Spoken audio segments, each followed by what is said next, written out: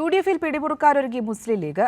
തദ്ദേശ തെരഞ്ഞെടുപ്പിൽ മികച്ച വിജയം നേടിയതോടെ നിയമസഭയിലേക്ക് പുതിയ അവകാശവാദങ്ങൾ ഉന്നയിക്കുകയാണ് ലീഗ്. പാലക്കാട് ജില്ലയിൽ വിജയസാധ്യതയുള്ള 2 സീറ്റുകൾ ഇത്തവണ നൽകണമെന്ന് മുസ്ലിം ലീഗ് ജില്ലാ അധ്യക്ഷൻ മരക്കാർ മാരായമംഗലം. മണ്ണാർക്കാടിന് പുറമെ കോങ്ങാടിന് പകരം പട്ടാമ്പി സീറ്റ് വേണമെന്നാണ് മുസ്ലിം ലീഗിന്റെ ആവശ്യം.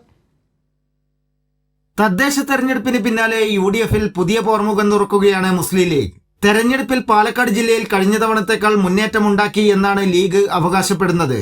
മണ്ണാർക്കാട്, തൃത്താല, പട്ടാമ്പി തുടങ്ങി വിവിധയിടങ്ങളിലെ തദ്ദേശ സ്ഥാപനങ്ങളിൽ ലീഗിന് ഒറ്റക്ക് തന്നെ കേവല ഭൂരിപക്ഷം ലഭിച്ചിട്ടുണ്ട്.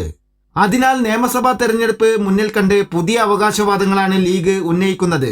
നിയമസഭയിൽ വിജയസാധ്യതയുള്ള 2 സീറ്റുകൾ ഇത്തവണ ലീഗിന് വേണമെന്ന് ജില്ലാ അധ്യക്ഷൻ മരക്കാർ മാരായമംഗലം പറഞ്ഞു. വിജയപ്രതീക്ഷയുള്ള 2 സീറ്റ് മുസ്ലിം ലീഗിന് അസംബ്ലി തെരഞ്ഞെടുപ്പ്, പട്ടാമ്പി ഞാൻ പറയുന്നില്ല, അസംബ്ലി തെരഞ്ഞെടുപ്പിൽ പാലക്കാട് ജില്ലയിൽ കിട്ടണം എന്നുള്ളത് പാർട്ടിയുടെ ശക്തമായ ആവശ്യം.